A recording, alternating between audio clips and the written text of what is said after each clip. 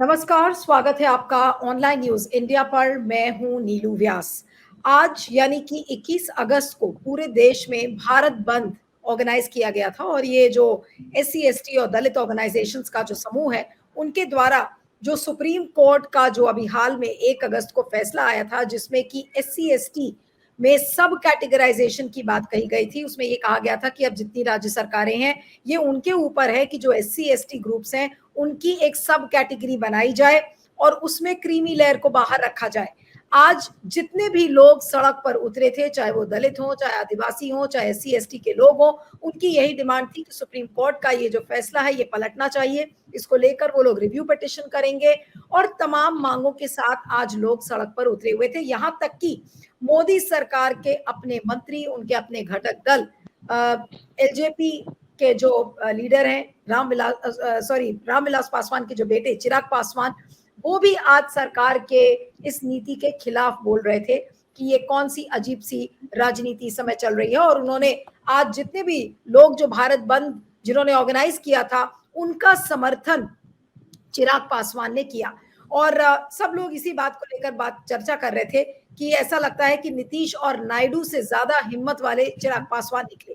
लेकिन जो बड़ा सवाल है कि आज सड़क पर जिस तरीके से विरोध प्रदर्शन हुआ, जिस तरीके से लोगों ने अपनी मांगों को सामने रखा है, क्या वाकई में अब मोदी सरकार के लिए और एनडीए के लिए एक बड़ी मुसीबत बनेगा? क्योंकि एक तरीके से आप दरार भी देख रहे हैं एनडीए में कि उनके अपने मंत्री चिराग पासवान, जो कि सरकार की नीति से बहुत ज्यादा इत्तेफाक नहीं रखते, सुप्रीम कोर्ट के फैसले को भी उन्होंने नहीं माना है।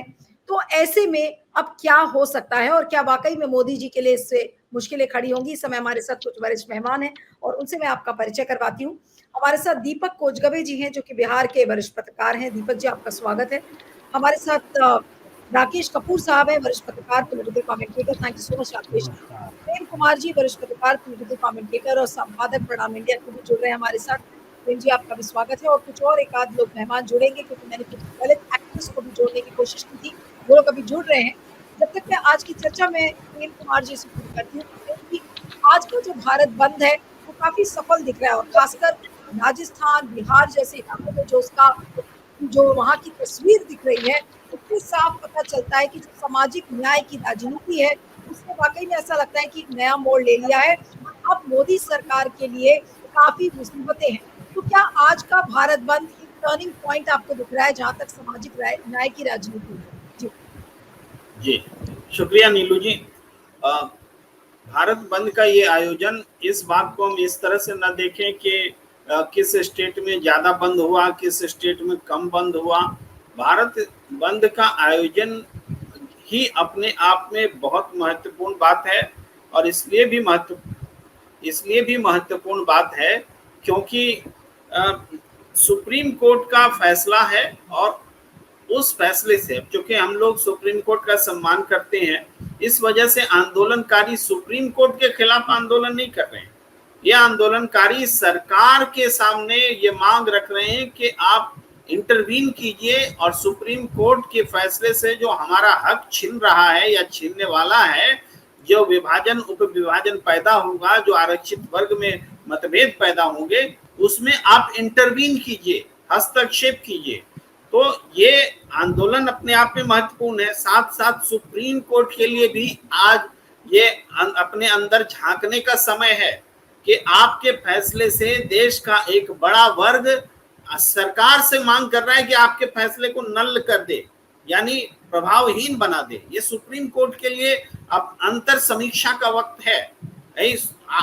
बार बार सुप्रीम कोर्ट आरक्षण में आर्थिक कैटेगरी ला करके आरक्षण के मूल उद्देश्य को खत्म करने का काम करता है।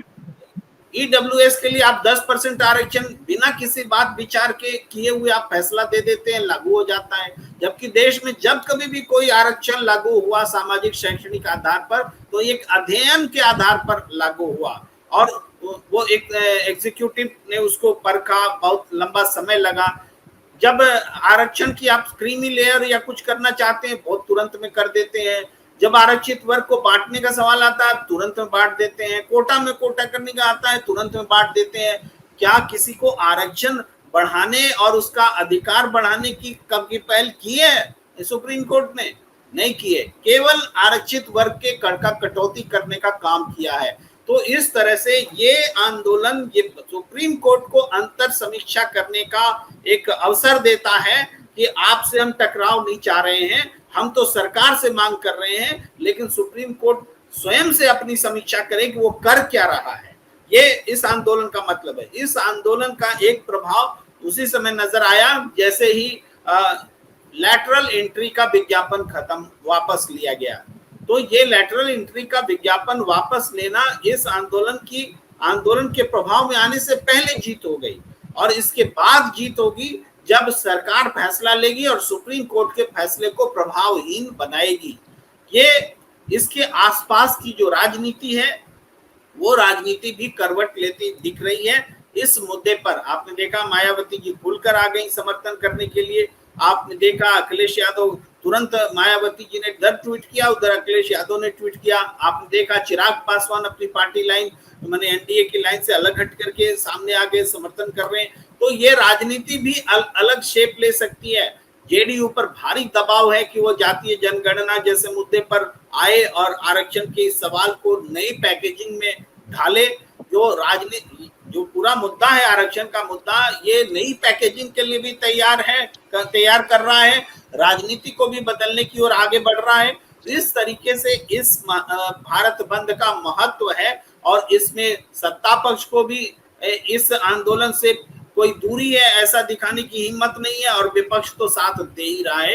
ये इस आंदोलन की सफलता है। जी, अब मैं दीपक जी के पास आती हूँ कि दीपक जी, इसका सबसे पहले तो जानना चाहूंगी कि भारत बंद का जो असर है वो बिहार में क्या रहा है, और क्योंकि जितने क्षेत्रीय दल हैं वो काफी सक्रिय हैं, चाहे वो एलजेपी के चिराग पासवान क्यों ना हो या फिर तेजस्वी यादव की मैं बात क्यों ना करूं, तो आपको क्या लगता है कि बिहार की जो राजनीति है वो आज के भारत बंद से कैसे अब बदलेगी? इस समय हमारे साथ दो मेहमान और जुड़ चुके हैं, उनका स्वागत कर लेते हैं। अरुण खोटे जी है जो कि दलित एक्टिविस्ट हैं, बहुत जाने माने देश के। अरुण जी, आपका स्वागत है। और अनिल सिन्हा जी, वरिष्ठ पत्रकार, पॉलिटिकल कमेंटेटर, सर आपका भी स्वागत है। मैं आप दोनों के पास आऊंगी। दीपक जी, आपके पास आती हूँ सबसे पहले। जी नमस्कार। अभी जो बिहार की बात आपने की, और जिस तरह से बिहार में आज जो प्रदर्शन हुए हैं और जिस तरह से लोग बंद को सफल मान रहे हैं, तो बिहार में जिस तरह की बातें हो रही हैं तेजस्वी यादव, अब सबसे महत्वपूर्ण है कि चिराग पासवान ने खुलकर इस मुहिम में अपने आप को शामिल किया है। और चिराग पासवान जिस तरह से केंद्रीय मंत्री हैं और मोदी के हनुमान हैं, और मोदी के हनुमान जब टूट गए हैं तो कहीं ना कहीं ये जो मसला है एक शेप लेता हुआ अलग दिख रहा है। आपको मंडल कमीशन के आरक्षण की बात याद होगी, बिहार में जिस तरह से इसको हैंडल किया था, और बिहार में जिस तरह से लालू प्रसाद यादव थे, उस समय अगड़ा पिछड़ दोनों का सवर्ण और इनके बीच हुआ था, मगर बाद में फिर ये मंडल कमीशन एक नया रूप लेता हुआ और वो एक ये अलग समीकरण सा बन गया। देखिए चिराग, मैं तेजस्वी यादव मैं बोलता हूँ, हेमंत सोरेन है, तेजस्वी यादव हैं, अखिलेश हैं, और बीएसपी का समर्थन है, और भीमसेना का समर्थन है। तो कहीं ना कहीं ये तो दर्द की बात है केंद्र सरकार के लिए। ठीक है, ये सुप्रीम कोर्ट के आदेश के खिलाफ है, ये वो आदेश के खिलाफ नहीं है, ये उस आदेश के थ्रू केंद्र सरकार को कहा जा रहा है कि आप इसमें इंटरवीन करें। और चिराग पासवान जो कह रहे हैं कि दलित को घोड़े पर नहीं बैठने दिया जाता, मंदिर में घुसने नहीं दिया जाता, आज भी भेदभाव है, तो फिर क्रीमी लेयर क्यों? तो आज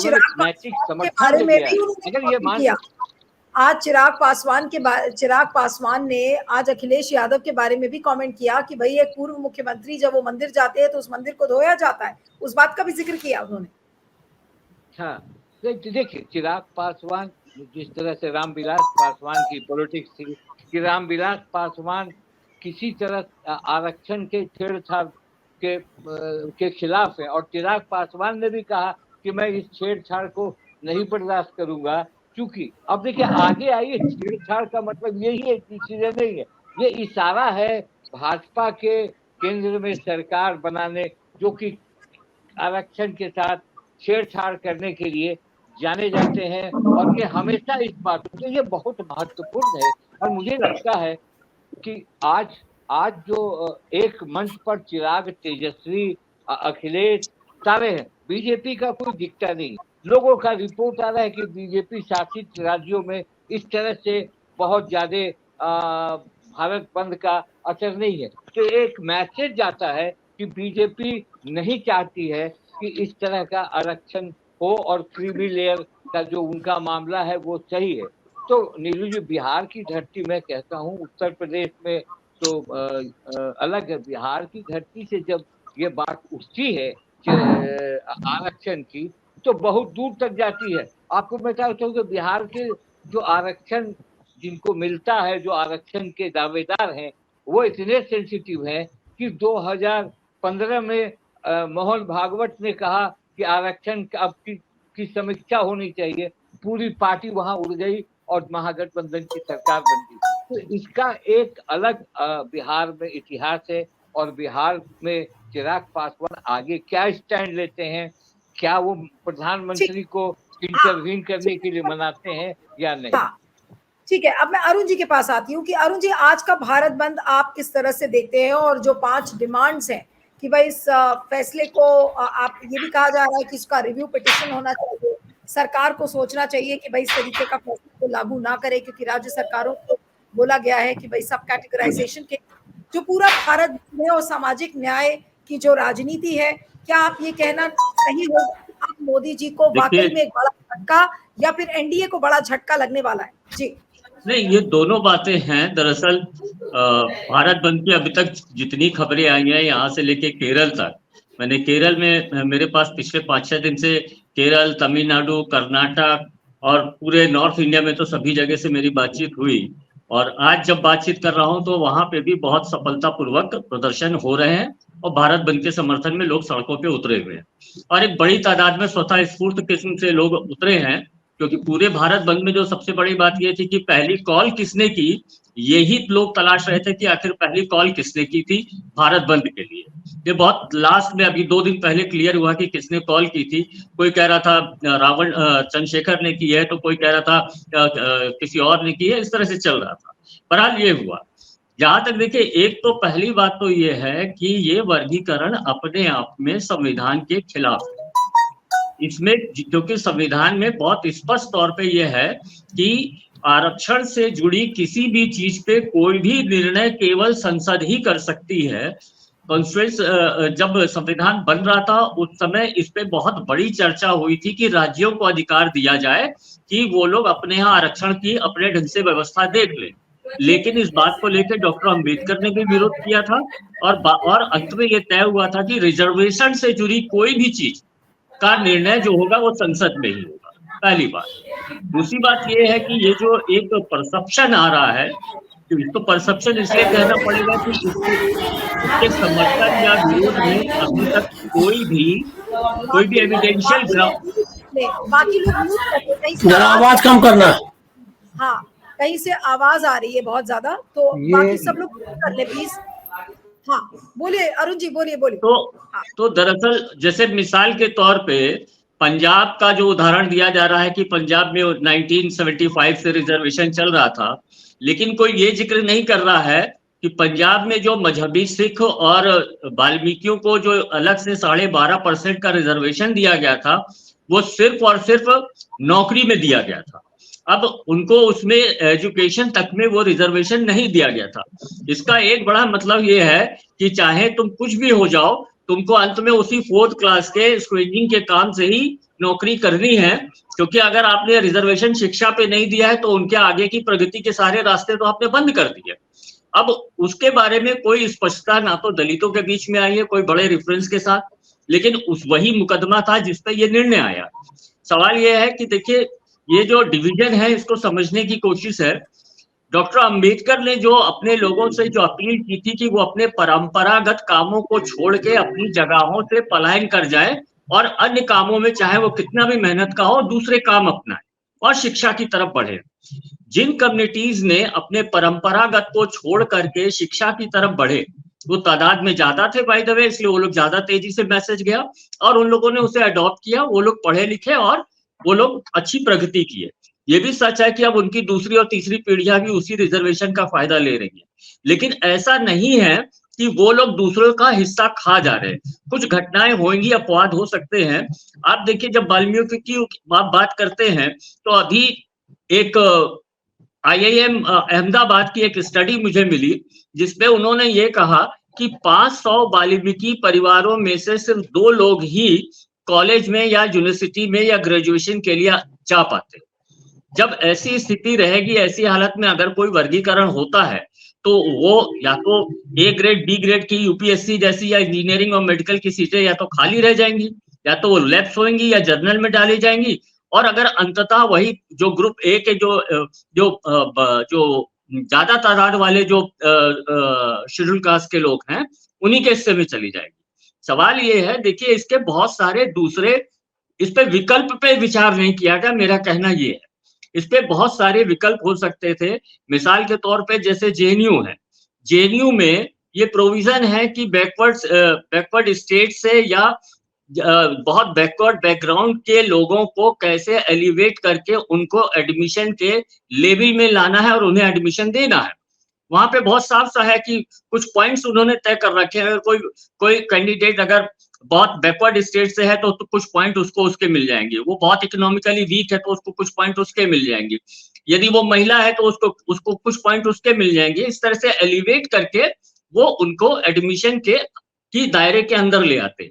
मुझे लगता है वाल्मीकि और बाकी कम्युनिटीज जो हैं, जो छूट गई हैं, ये सच्चाई है, उन लोगों को शामिल करने के लिए JNU टाइप का कोई नया मॉडल डेवलप किया जा सकता है।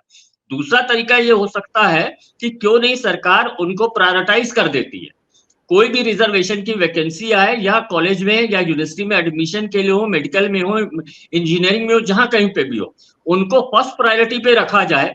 या जैसे DU में जो कट ऑफ है, बाय द वे SC/ST का कट ऑफ 90% तय होता है, तो उनके लिए कट ऑफ। आज कुछ दलित एक्टिविस्ट इस बात को कह रहे हैं कि अब ये जो सुप्रीम कोर्ट का फैसला है, इस पर हम रिव्यू पिटिशन फाइल करेंगे। क्या रिव्यू पिटिशन को लेकर आप लोगों ने मन बना लिया है? नहीं, देखिए अभी तो ये माना जा रहा है, जो बड़ी बात जो एक जिक्र ये भी है कि सरकार के ऊपर दबाव डाला जाए कि वो इसके लिए अध्यादेश लेके आए। नंबर 1। एक बहस ये भी चल रही है कि इसको 9वीं अनुसूची में डाला जाए, है, लेकिन 9वीं अनुसूची की कोई जस्टिफिकेशन नहीं बनता है, क्योंकि रिजर्वेशन जो है राष्ट्रपति के अध्यादेश से आया है, ये सिर्फ 10 साल के लिए वैलिड होता है, हर 10 साल बाद इसे रिन्यू किया जाता है। तो मुझे नहीं लगता है 9वीं सूची में जाने की स्थिति इसकी बनेगी, क्योंकि ये अपने आप में संसद से पास कानून नहीं है। तो अभी देखिए, एक तो ऑप्शन यही है कि सरकार इस पे कोई डिसीजन ले, और अगर सरकार के स्तर पे कोई अगर डिसीजन नहीं होता है तो निश्चित तौर पे तमाम संगठन हैं जो रिव्यू पिटीशन के लिए आगे जाएंगे। लेकिन मुझे लगता है जो जिस तरह से बंद लिया गया, मेरी व्यक्तिगत राय है ये बहुत जल्दी में लिया गया, क्योंकि होना ये चाहिए था कि जो विद इन SC/ST की जो बड़ी जातियां हैं, जिन्होंने रिजर्वेशन के ज्यादा बेनिफिट्स पाए हैं, उनके लीडरशिप को, जो लेफ्ट आउट कम्युनिटीज थी SC/ST के अंदर जो बेनिफिटेड नहीं थी, उनके साथ एक डायलॉग बनाने की जरूरत है। क्योंकि ये जो भारत बंद है, ये पक्ष और विपक्ष वाला मामला हो गया। और हालांकि अभी कल से आज तक मैंने बहुत सारे वाल्मीकि ग्रुपों से जब बातचीत की, तो उसमें जो यंग जनरेशन है वो बहुत बुरी तरह वर्गीकरण का विरोध में है। उसका कहना यह है कि चाहे वो जितने भी हमारे साथ भी जो मामले होते हैं, तो उनमें उनके खिलाफ जो आंदोलन के लिए उतरते हैं वो तो यही वर्ग के लोग हैं। अगर इनसे हम अलग हो जाएंगे तो फिर हमारे साथ अगर कुछ गलत होगा तो हम तो विरोध करने की स्थिति में ही नहीं रहेंगे। क्योंकि ये सच्चाई है कि पूरे दलित आंदोलन में वाल्मीकि, खट्टिक या जो अन्य छोटी जातियां हैं, उनका पार्टिसिपेशन बहुत बहुत बहुत मार्जिनल है। तो ये एक बड़ा सवाल है। बाकी पूरा का पूरा बंद बहुत सफल रहा है। अब देखना है ये एक पूरा स्वतः स्फूर्त स्वरूप ले लिया है। अब ये कैसे एक ऑर्गेनाइज आंदोलन के रूप में आगे बढ़ता है, सरकार के ऊपर दबाव बनाने में सफल होता है, ये अभी आगे देखने वाली बात होगी। ठीक है, अब मैं अनिल जी के पास आती हूँ कि अनिल जी, आपको क्या लग रहा है कि क्या वाकई में आज एक बड़ा दबाव डाल दिया है SC/ST और दलित और OBC ऑर्गेनाइजेशंस ने मोदी सरकार के ऊपर, और अब ये भी इंश्योर कर रही है। नीलू जी एक लाइन जोड़ूंगा, एक लाइन जोड़ना चाहता हूं। इस पूरे के पूरे भाजपा के दौर में सिंस 2014 अगर आप पूरा ध्यान दें तो शायद जितनी चुनौती दलित वर्ग ने पूरे के पूरे भाजपा रिजम को अलग अलग समय में चुनौती दी है सड़क पे उतर के, उतना शायद ही किसी अन्य वर्ग ने दिए है। इसको हमें ध्यान में रखना चाहिए, और अगर इस समय सरकार ने इसे एड्रेस नहीं किया तो इसका नतीजा बहुत बुरा उसको भुगतना पड़ेगा। जी ठीक है। अनिल जी, इसी चीज को मैं आगे बढ़ाती हूँ जो अभी अरुण जी ने कहा कि अब क्या आने वाले दिनों में, क्योंकि सामाजिक न्याय की जो राजनीति है वो बिल्कुल एक नया मोड़ ले रही है। आज का भारत बंद और जिस तरीके से चिराग पासवान आज सड़क पर मतलब जो समर्थक जो भारत बंद का उन्होंने समर्थन किया, क्या अब वाकई में एनडीए के लिए अब यहाँ से बहुत मुश्किलें हो रही हैं? और इस भारत बंद ने ये भी शो कर दिया कि आने वाले जो विधानसभा के चुनाव है, चाहे जम्मू कश्मीर हो चाहे हरियाणा हो, वहां पर ये हिंदू मुसलमान की राजनीति अब नहीं चलेगी, वहां पर इन कथित पर मोदी सरकार को जवाब देना पड़ेगा। जी अनिल जी। नहीं, देखिए ये बात तो सही है कि ये जो देखिए लैटरल एंट्री हो या इसके पहले जो जाति जनगणना वाली नैरेटिव है, और ये तीसरा मतलब समझिए कि उसको जुड़ गया ये, तो धीरे धीरे ये परसेप्शन जो दलित जातियां हैं और जो पिछड़ी जातियां हैं उनमें ये परसेप्शन बन रहा है कि ये लोग आरक्षण विरोधी लोग हैं। ये उतना लोग डिटेल में नहीं जाते कि इसका सुप्रीम कोर्ट का है कि किसका है। लोगों को लग रहा है कि ये जो रेजीम है वो रेजीम अंततः आरक्षण विरोधी है और संविधान विरोधी है। तो ये जो नैरेटिव चली थी लोकसभा के इलेक्शंस के समय में, राहुल गांधी ने पर्टिकुलरली और कांग्रेस ने जो किया था, उस नैरेटिव को इससे बल मिलता है कि ये जो रेजीम है वो पिछड़ों के खिलाफ है, दलितों के खिलाफ है, मतलब पर्टिकुलरली उनकी जो उनके अधिकार है, उनका आरक्षण है, इसके खिलाफ है। तो एक तो ये मुश्किल है। देखिए इसका ये मन ही मन ये बल्कि इनका मिली भगत भी रही, मतलब इन्होंने इसके खिलाफ नहीं है, ये जो वर्गीकरण के पक्ष में है, आरक्षण के ही खिलाफ है बेसिकली।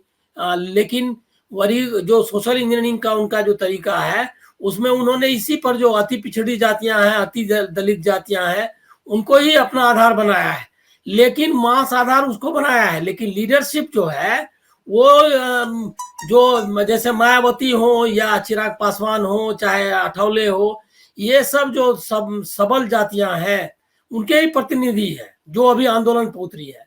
तो अब यहाँ दोहरा संकट हो गया इनके साथ। जो इनके साथ है जो लीडरशिप, उनकी जो कम्युनिटी है वही इसके खिलाफ उतरी है। तो इनका दोहरा और वोट ये लेते रहे हैं वाल्मीकि का, मांग मातंग, ये जो अलायंस बना था सोशल अलायंस, वो सोशल अलायंस था इनके खिलाफ, मतलब ये जो जिन लोगों का लीडरशिप इनके साथ है। तो ये कंट्राडिक्शन को संभालना उनके लिए मुश्किल होगा। इससे रीइंफोर्स हुआ ये कि ये लोग आरक्षण विरोधी हैं, संविधान विरोधी हैं। अगर ये अपने जो लोग इनके साथ दे रहे हैं, जैसे कि मायावती भी प्रैक्टिकली इनके साथ है, और वो जो क्या कहते हैं चिराग पासवान भी इनके साथ है, ये मतलब ये अरुण जी इससे सहमत होंगे कि इसकी जो लीडरशिप है, क्या कहते हैं, वो बहुत करप्ट लीडरशिप है दलित की।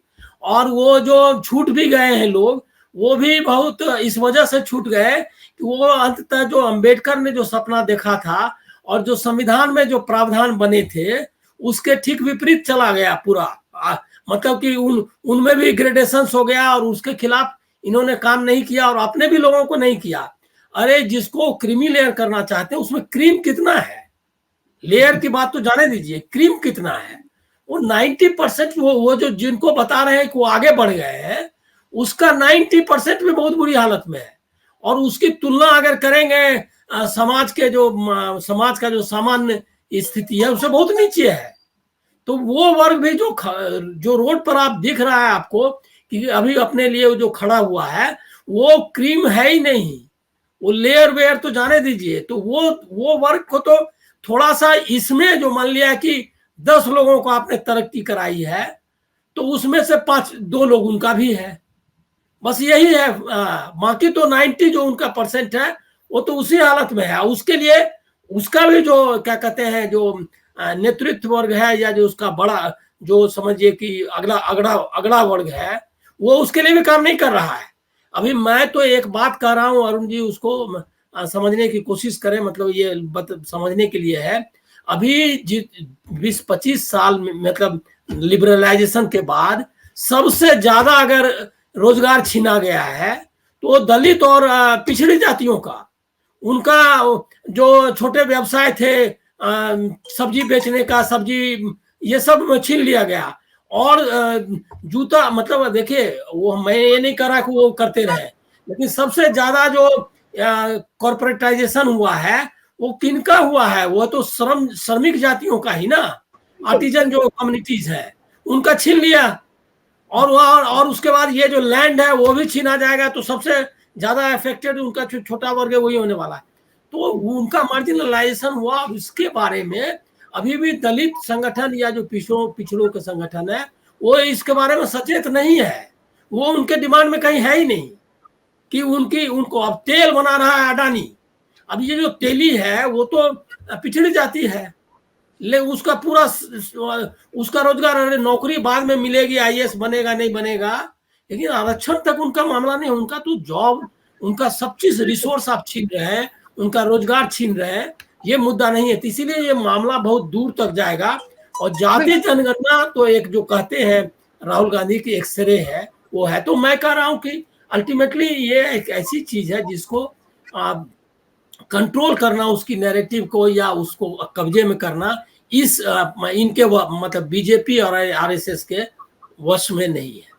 जी, अब अंत में राकेश जी के पास आऊंगी, उसके बाद प्रोग्राम को खत्म करूंगी कि राकेश जी, अब आपको क्या लग रहा है कि किस तरीके का नैरेटिव मोदी जी के लिए बन रहा है, और क्या मोदी जी के लिए अब खुद उनके अपने घटक दलों, जब वो खड़े हो जाएंगे सरकार के खिलाफ, तो क्या होगा? किस तरीके की आप राजनीति देख रहे हैं, और क्या ये मोदी सरकार के लिए एक बड़ा संकट है? एनडीए संकट में है। देखिए नीलू जी, धन्यवाद। ये मामला इतना आसान नहीं है, या इतना सरल नहीं है, या इतना सीधा नहीं है जितना हम समझ रहे हैं। ये मामला जाकर के जुड़ता है 1932 के गांधी और अंबेडकर पैक्ट से, पूना पैक्ट से।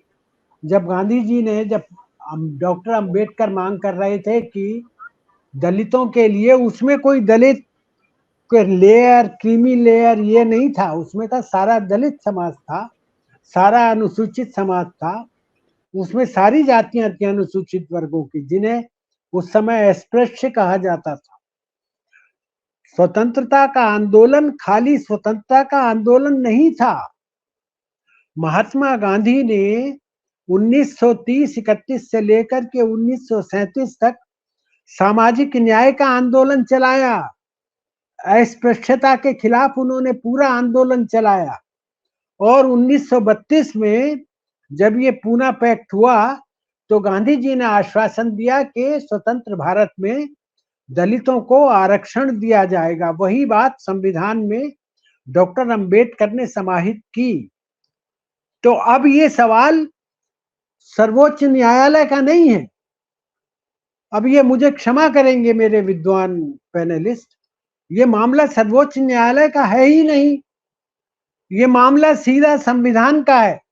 इसलिए संविधान में संशोधन किया जाना चाहिए। जो सर्वोच्च न्यायालय का ये फैसला है, इसको पलटने के लिए संविधान में संशोधन किया जाना चाहिए। और मोदी सरकार का ये कर्तव्य है, वरना इस देश की राजनीति पूरा दूसरा करवट लेगी, हैव्स एंड हैव नॉट्स। ये सीधा आकर के होगा, उसमें अगले पिछले और ये सब एक तरफ हो गए। जो एक समाज है, जो 90% समाज है, जो 80% समाज है, उसका वर्सेज 20% समाज होने जा रहा है। अगर आप ये क्रीमी लेयर ढूंढेंगे, इसका एक ऐतिहासिक परिप्रेक्ष्य है। हजारों साल तक जिन जातियों को आपने दबा कर रखा हो, संस्कार विहीन बना दिया हो, पशुओं से बदतर उनके साथ व्यवहार किया गया हो, और उनके जीवन को आपने नरक में बदल दिया गया हो, जिनकी छाया पड़ने पर ये तथाकथित सजातीय या अगड़ा समाज नहाना 6 बार स्नान करता हो, ऐसे समाज को, ऐसे कोढ़ी समाज को अगर महात्मा गांधी ने एक हरिजन समाज बनाने की कोशिश की और उस समाज में समरूपता, समानता लाने का प्रयत्न किया, और डॉक्टर अंबेडकर ने अपना पूरा जीवन खपा दिया, उसको क्या सर्वोच्च न्यायालय का एक फैसला बदल सकता है? कदापि नहीं बदल सकता। आपको याद होगा इंदिरा गांधी ने बैंकों का सोशलाइजेशन किया था, अध्यादेश लाइन थी, आधी रात को लाइन थी 1969 में, और सर्वोच्च न्यायालय ने उसे रद्द कर दिया था। उसके बाद संविधान संशोधन किया गया था। इंदिरा गांधी ने इलेक्शन इसी बेसिस पर लड़ा था। संविधान संशोधन किया जाना चाहिए। ये मामला इतना हल्का नहीं है। ये मामला क्रीमी लेयर ढूंढने, मुझे एक सेंटेंस और कहने दीजिए। मामला क्रीमी लेयर ढूंढने का है नहीं, मामला ये है कि अगर कोई दलित जाति का व्यक्ति डिस्ट्रिक्ट मैजिस्ट्रेट भी बन जाता है, पुलिस कमिश्नर भी बन जाता है, तो उसको भी क्या वो हक प्राप्त है जो ब्राह्मण के बेटे को प्राप्त होता है? उसके पीछे ही, उसके पीठ पीछे ही लोग उसको गाली देने लगते हैं, पीठ मोड़ते ही। सामने तो जी हजूरी करते हैं, लेकिन पीठ मोड़ते ही उसको उसके जाति होने की गाली देने लगते हैं। ये समाज है, ये कोड़ी समाज है। इस समाज को बदलने के लिए, इस समाज की मानसिकता को बदलने के लिए आरक्षण 10 वर्ष नहीं, अगर हमें 1000 वर्ष भी चालू रखना पड़े तो हम करेंगे, जब तक कि समाज में समानता ना आ जाए, सामाजिक न्याय स्थापित ना हो जाए। और ये राजनीति, इसको हल्के में न लिया जाए। ये राजनीतिक एक क्रांति का दौर हो सकता है इस आंदोलन के जरिए। अंतिम कमेंट में अरुण जी से लेना चाहती हूँ। आपने कुछ महत्वपूर्ण पॉइंट्स रेज किए राकेश जी, कि अरुण जी बहुत संक्षेप में, और अंत में यही कमेंट लूंगी आपसे कि क्या अगर इसमें कॉन्स्टिट्यूशनल अमेंडमेंट होता है, जो बात अभी राकेश कपूर जी कह रहे थे कि एक इसमें संविधान में संशोधन होना चाहिए, और आपने भी कहा कि एक ऑर्डिनेंस लाकर सरकार इसको करे, 9 शेड्यूल में भी लाने की इसको बात कही जा रही है, वो कितना कर पाएगी सरकार या नहीं आएगा। हाँ, तो आपको क्या लग रहा है कि इमीडिएटली सरकार को क्या करना चाहिए? और ये एक भारत बंद से तो होगा नहीं, ऐसे तो कई, इसको एक मूवमेंट की तरह जब तक सारी जो दलित समाज, आदिवासी समाज नहीं खड़ा करेंगे, तब तक तो ये सरकार क्यों सुनेगी? अगर एक बड़ा इस पर मूवमेंट और एक बड़ा नैरेटिव खड़ा नहीं होता तो। देखिए, बहुत संक्षेप में। हाँ, देखिए, बाय द वे, इस एक मुद्दे ने दलित पूरे कम्युनिटी को आपस में एक दूसरे से बहुत जोड़ दिया है, एक नई उनके अंदर ऊर्जा भी भर दी है और उन्हें आपस में जोड़ दिया है। पहली बात तो ये समझिए। अभी तमाम प्रोसेस चल रहे हैं जो मेरी जानकारी में है, और बहुत बेहतरीन उसके नतीजे आ रहे हैं कि दलित, ओबीसी और मुस्लिम, ये सब अब एक साथ आ रहे हैं, ये सब एक साथ आ रहे हैं। तो आने वाले समय में सरकार के लिए निश्चित तौर पे बड़ी परेशानी की स्थिति होगी, और सरकार को इस पे तुरंत अध्यादेश ला करके इस पे पूरा रोक लगाना होगा, जिससे कि राज्य सरकारों को ये मौका ना मिले। लेकिन मुझे लगता है कि अभी कम से कम हरियाणा के चुनाव तक सरकार ऐसा नहीं करेगी, क्योंकि उसने इसका फायदा उठाने की दिशा में बढ़ चुकी है। तो अब देखना यह है कि सरकार क्या निर्णय लेती है, ये, और ये आंदोलन अब बढ़ेंगे, आप ये मानिए ये बहुत तेजी से बढ़ेंगे। मैं एक लाइन की एक बात और कहता हूं कि अगर सरकार वाकई दलितों के प्रति इतनी गंभीर है, आदिवासियों के प्रति गंभीर है, तो 1979 में इंदिरा गांधी ने जो स्पेशल कंपोनेंट प्लान लाया था, जिसको मोदी जी ने शेड्यूल कास्ट सब प्लान और ट्राइबल सब प्लान बना दिया, वो उसको पूरा का पूरा लागू क्यों नहीं कर देंगे? भाई, उसमें सिंपल सा है कि दलितों को उनकी कुल आबादी के जितने प्रतिशत है, साल का जो बजट पेश किया जाता है, उतना ही पैसा उनके लिए निकाल के अलग कर दे, और वो शुद्ध रूप से उनके डेवलपमेंट में खर्च करे। तो ये तो 79 से पास पड़ा है, और इसको लेकर के 5 राज्यों ने कानून बना दिया, जिसके कारण ऐसा हो रहा है। तो क्यों नहीं केंद्र सरकार कानून बना देती है, उत्तर प्रदेश सरकार कानून बना देती है? भाई, जैसे यूपी में दलितों की टेंटेटिव प्रतिशत जो है 22% है, साल का जो वार्षिक बजट पेश होता है उसमें से 22% पैसा निकाल के उनके लिए आवासीय स्कूल खोल दें, उनके लिए सामुदायिक भवन खोल दें, उनके लिए मकान बना दें, उनकी इस तरह की जो तमाम उनको हायर एजुकेशन में भेज दें, सब कुछ हो जाएगा। लेकिन Yes. सरकार के अंदर इच्छा शक्ति हो, ऐसा तभी हो सकता है। देखिए, अभी सरकार ही, समाज ही नहीं, पूरी सरकार भी एक बहुत बड़े ब्राह्मणिज्म का शिकार है और वो उसी दृष्टि से कोण से देखती है। जब तक वो समता और समानता के दृष्टिकोण को अपने अंदर नहीं पैदा करेगी, तब तक मुझे नहीं लगता है कि कोई बड़ी संभावना पैदा हो।